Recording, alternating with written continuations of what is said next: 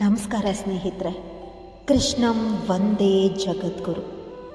ನಮ್ಮವರು ಅಂದ್ಕೊಂಡವರು ದೂರವಾದಾಗ ಜೀವನ ಕಲಿಸೋ ದೊಡ್ಡ ಪಾಠ ಅಷ್ಟಿಷ್ಟಲ್ಲ. ಇವತ್ತಿನ ಈ ಮಾತು ಹಲವರ ಹೃದಯದ ನೋವನ್ನು ಮುಟ್ಟುವ ಮಾತಾಗಿದೆ.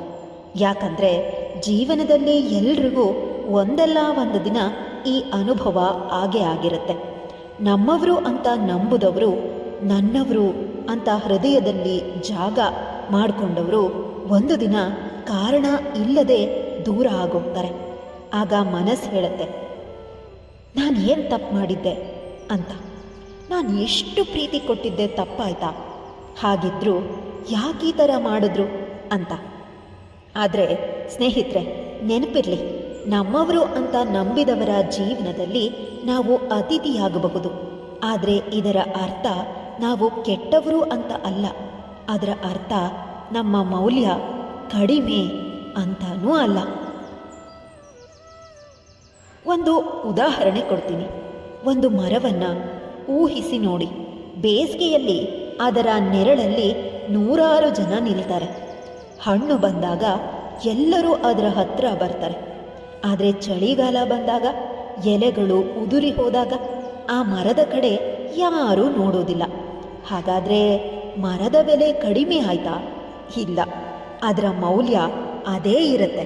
ಹಾಗೆಯೇ ಕೆಲವರು ನಿಮ್ಮ ಜೀವನದಲ್ಲಿ ನಿಮ್ಮ ಅಗತ್ಯ ಇರುವಾಗ ಮಾತ್ರ ಬರ್ತಾರೆ. ಅಗತ್ಯತೆ ಮುಗಿದ ಮೇಲೆ ಹೊರಟೋಗ್ತಾರೆ. ಅದಕ್ಕಾಗಿ ನಿಮ್ಮ ಮೌಲ್ಯ ಕಡಿಮೆ ಆಗೋದಿಲ್ಲ. 90% ಜನ ನಿಮ್ಮನ್ನು ಹುಡುಕೊಂಡು ಬಂದರು ಅಂದರೆ ಅವರು ನಿಮ್ಮವರು ಅಂತ ಅಲ್ಲ. ನಿಮ್ಮ ಸಹಾಯ, ನಿಮ್ಮ ಸಮಯ, ನಿಮ್ಮ ಹಣವನ್ನು, ನಿಮ್ಮ ಉಪಯೋಗವನ್ನು ಬಯಸಿ ಬಂದಿರ್ತಾರೆ. ಆದರೆ ನಿಮ್ಮ ಹೃದಯವನ್ನು ಹುಡುಕೋರು, ನಿಮ್ಮ ಹೃದಯದ ಭಾವನೆಯನ್ನು ಅರ್ಥ ಮಾಡಿಕೊಳ್ಳೋರು ತುಂಬಾ ಕಡಿಮೆ. ಇದನ್ನು ಕೇಳೋದಕ್ಕೆ ನಿಮಗೆ ಕಹಿ ಅನ್ನಿಸ್ಬೋದು, ಆದರೆ ಜೀವನದಲ್ಲಿ ಬೇಗ ಅರ್ಥ ಆದಷ್ಟು ಇದು ತುಂಬಾ ಒಳ್ಳೆಯದು. ಒಂದು ಕತೆ ಹೇಳ್ತೀನಿ, ಇದಕ್ಕೋಸ್ಕರ ಕೇಳಿ. ಒಬ್ಬ ಶ್ರೀಮಂತ ವ್ಯಕ್ತಿ ಇದ್ದ. ಅವನ ಮನೆಗೆ ಪ್ರತಿದಿನ 10 ಜನ ಬರ್ತಿದ್ರು. ಎಲ್ಲರೂ ಸ್ನೇಹಿತರು ಅಂತ ಅವನು ಭಾವಿಸಿದ್ದ.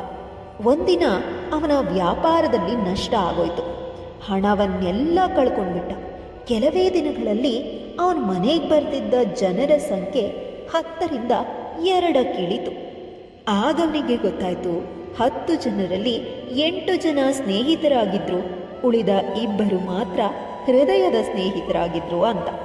ಅದಕ್ಕೆ ಅರ್ಥ ಮಾಡ್ಕೊಳ್ಳಿ ಸ್ನೇಹಿತರೆ, ಕಷ್ಟ ಬಂದಾಗ ನಮ್ಮ ಸುತ್ತಲಿನ ಜನರ ನಿಜವಾದ ಮುಖ ಕಾಣಿಸುತ್ತೆ.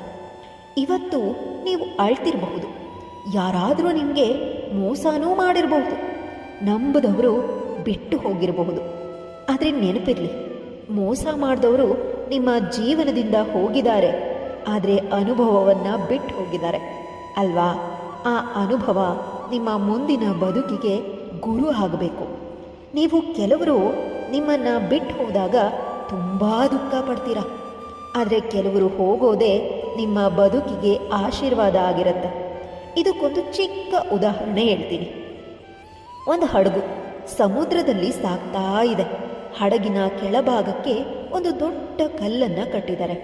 ಏನಾಗತ್ತೆ? ಹಡಗು ಮುಳುಗು ಹೋಗುತ್ತೆ. ಆ ಕಲ್ಲನ್ನು ಬಿಡಿಸಿದ್ರೆ ಹಡಗು ಮುಂದೆ ಸಾಗತ್ತೆ. ಕೆಲವರು ನಮ್ಮ ಜೀವನದಲ್ಲೂ ಅಂತಹ ಕಲ್ಲುಗಳಿದ್ದಂತೆ. ಅವ್ರು ಹೋದಾಗ ನಾವು ದುಃಖ ಪಡ್ತೀವಿ, ಆದರೆ ನಂತರ ಅರ್ಥ ಆಗತ್ತೆ ಅವ್ರು ಹೋಗಿದ್ದರಿಂದಾನೇ ನಾವು ಮುಂದೆ ಬಂದಿದ್ದು ಅಂತ. ಜೀವನದಲ್ಲಿ ಎಲ್ಲರೂ ಉಳಿಯೋದಿಲ್ಲ. ಕೆಲವರು ಪಾಠ ಕಲಿಸೋದಕ್ಕೆ ಬರ್ತಾರೆ, ಕೆಲವರು ಆಶೀರ್ವಾದವಾಗಿ ಬರ್ತಾರೆ, ಕೆಲವರು ಎಚ್ಚರಿಕೆ ಕೊಡೋದಕ್ಕೆ ಬರ್ತಾರೆ, ಇನ್ನೂ ಕೆಲವರು ನಮ್ಮನ್ನು ಬಲಿಷ್ಠರನ್ನಾಗಿ ಮಾಡೋದಕ್ಕೆ ಬರ್ತಾರೆ. ಒಂದು ಚಿಟ್ಟೆ ಹಾರೋದನ್ನು ನೋಡಿ ಅದು ಹುಟ್ಟಿದ ಕೂಡಲೇ ಹಾರೋದಿಲ್ಲ.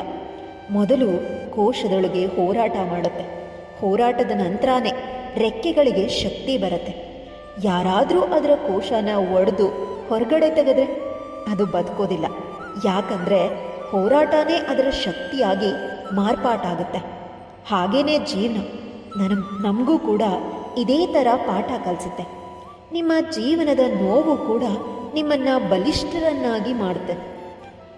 ಇಂದು ನಿಮ್ಮ ಕಣ್ಣಲ್ಲಿ ಎಷ್ಟೋ ನೋವಿರಬಹುದು, ನಿಮ್ಮ ಕಣ್ಣಲ್ಲಿ ಕಣ್ಣೀರು ಹರಿತಾ ಇರಬಹುದು, ಆದರೆ ದೇವರು ಇನ್ನೂ ನಿಮ್ಮ ಕಥೆಯನ್ನು ಮುಗಿಸಿಲ್ಲ.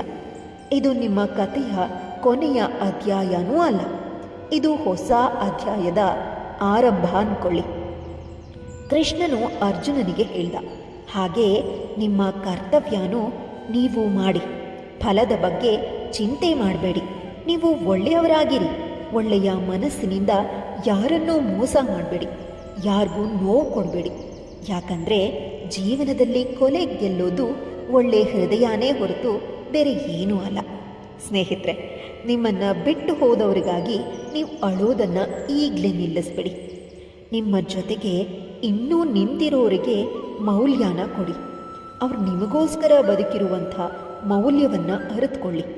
ಯಾಕಂದರೆ ದುಡ್ಡಿಗೋಸ್ಕರ ಬಂದವರು ದಿನ ಅಷ್ಟೇ ನಿಮ್ಮನ್ನು ನಂಬಿ ನಿಮಗೋಸ್ಕರ ಬದುಕೋರು ಮಾತ್ರ ನಿಮ್ಮ ಪಾಲಿಗೆ ಜೀವನದಲ್ಲಿ ಕೊನೆಯವರೆಗೂ ನಿಲ್ತಾರೆ, ಉಳಿತಾರೆ ಕೂಡ. ನಿಮ್ಮನ್ನು ಪ್ರೀತಿಸೋ ತಂದೆ ತಾಯಿ ಇದ್ದಾರೆ, ನಿಮಗಾಗಿ ಪ್ರಾರ್ಥಿಸೋ ದೇವರಿದ್ದಾರೆ, ನಿಮ್ಮ ಮೇಲೆ ನಂಬಿಕೆ ಇಟ್ಟ ಕೆಲವರಿದ್ದಾರೆ, ಅವರಿಗಾಗಿ ಬದುಕಿ. ಇನ್ನೂ ಒಂದು ಉದಾಹರಣೆ ಹೇಳ್ತೀನಿ ನೋಡಿ. ಚಿನ್ನನ ಬೆಂಕಿನಲ್ಲಿ ಹಾಕಿದಾಗ ಅದು ಕರಗೋಗುತ್ತೆ, ಆದರೆ ಅದರಿಂದ ಅದರ ಮೌಲ್ಯ ಏನಾದರೂ ಕಡಿಮೆ ಆಗುತ್ತಾ? ಖಂಡಿತ ಇಲ್ಲ. ಬದಲಾಗಿ ಅದು ಇನ್ನಷ್ಟು ಶುದ್ಧವಾಗುತ್ತೆ. ನಿಮ್ಮ ಕಷ್ಟಗಳು ಕೂಡ ಹಾಗೇನೆ ನಿಮ್ಮನ್ನು ನಾಶ ಮಾಡೋಕೆ ಬಂದಿರೋದಿಲ್ಲ, ನಿಮ್ಮನ್ನು ಇನ್ನೂ ಶಕ್ತಿಶಾಲಿಯನ್ನಾಗಿ ಮಾಡೋದೇ ಬಂದಿರುತ್ತೆ. ಇದರಿಂದ ಇಂದಿನ ಈ 3 ನಿರ್ಧಾರವನ್ನು ಕೈಗೊಳ್ಳಿ. ಮೊದಲನೇದು, ಯಾರ ಮೇಲೂ ಅತಿಯಾದ ನಿರೀಕ್ಷೆ ಮಾಡಬೇಡಿ. ಎರಡನೇದು, ನಿಮ್ಮ ಸಂತೋಷನ ಯಾರ ಕೈಯಲ್ಲೂ ಕೊಡಬೇಡಿ. ಮೂರನೇದು, ದೇವರ ಮೇಲೆ ನಂಬಿಕೆನ ಯಾವತ್ತೂ ಕಳ್ಕೋಬೇಡಿ. ಸ್ನೇಹಿತರೆ, ಒಂದಿನ ನೀವು ಹಿಂತಿರುಗಿ ನೋಡಿದಾಗ ಇಂದು ನಿಮ್ಮನ್ನು ಅಳಿಸಿದ ಘಟನೆಗಳೇ ನಿಮ್ಮನ್ನು ಯಶಸ್ಸಿನ ದಾರಿಗೆ ತಂದಿರೋದು ನಿಮಗೆ ಖಂಡಿತ ಅರ್ಥ ಆಗುತ್ತೆ. ಇಂದು ನಿಮ್ಮನ್ನು ಬಿಟ್ಟು ಹೋದವರು ನಿಮ್ಮ ಆತ್ಮವಿಶ್ವಾಸವನ್ನು ಹೆಚ್ಚಿಸಿದವರು ಅಂತ ಅರ್ಥ ಆಗತ್ತೆ. ಇಂದು ನಿಮ್ಮನ್ನು ನೋಯಿಸಿದವರೇ ನಿಮ್ಮನ್ನು ಬಲಿಷ್ಠರನ್ನಾಗಿ ಮಾಡಿದವರು ಅಂತ ತಿಳಿಯುತ್ತೆ. ಕೊನೆಯಲ್ಲಿ ಒಂದು ಮಾತನ್ನು ನೆನ್ಪಿಟ್ಕೊಳ್ಳಿ, ನಿಮ್ಮನ್ನು ಬಿಟ್ಟು ಹೋದವರನ್ನು ದ್ವೇಷ ಮಾಡಬೇಡಿ. ಅವ್ರು ನಿಮ್ಮ ಜೀವನದಲ್ಲಿ ಉಳಿಯುವ ಅರ್ಹತೆಯನ್ನು ಹೊಂದಿರಲಿಲ್ಲ ಅಷ್ಟೇ. ಆದರೆ ನಿಮ್ಮನ್ನು ಬಿಟ್ಟು ಹೋಗದ ದೇವರನ್ನು ಎಂದಿಗೂ ಮರಿಬೇಡಿ. ಮನುಷ್ಯರು ಕೈ ಬಿಡಬಹುದು, ಆದರೆ ದೇವರು ಎಂದಿಗೂ ಕೈ ಬಿಡಲಾರ. ಜೈ ಶ್ರೀಕೃಷ್ಣ ಪರಮಾತ್ಮ. ಸ್ನೇಹಿತರೆ, ಇವತ್ತಿನ ಈ ಅದ್ಭುತ ಸಂದೇಶ ನಿಮ್ಮ ಮನಸ್ಸಿಗೆ ಸ್ವಲ್ಪ ಆದರೂ ಸಮಾಧಾನ, ಸ್ವಲ್ಪ ಆದರೂ ನೆಮ್ಮದಿ, ಸ್ವಲ್ಪ ಆದರೂ ಒಂದು ಸಣ್ಣ ಬದಲಾವಣೆ ತಂದಿದೆ ಅಂತ ನಾನು ಅಂದ್ಕೊಳ್ತೀನಿ. ಆ ಥರ ನಿಮಗೂ ಅನಿಸಿದೆ ಅಂದರೆ ಒಂದು ಕಮೆಂಟ್ ಹಾಕಿ, ಶ್ರೀಕೃಷ್ಣಂ ವಂದೇ ಜಗದ್ಗುರು ಅಂತ. ಆಯಿತಾ? ಮತ್ತೊಮ್ಮೆ ಮೀಟ್ ಮಾಡೋಣ ಇನ್ನೊಂದು ಇಂಟ್ರೆಸ್ಟಿಂಗ್ ಆಗಿರುವಂಥ ಕೃಷ್ಣ ಸಂದೇಶದ ಜೊತೆಗೆ. ಅಲ್ಲಿವರೆಗೂ ನಮಸ್ಕಾರ.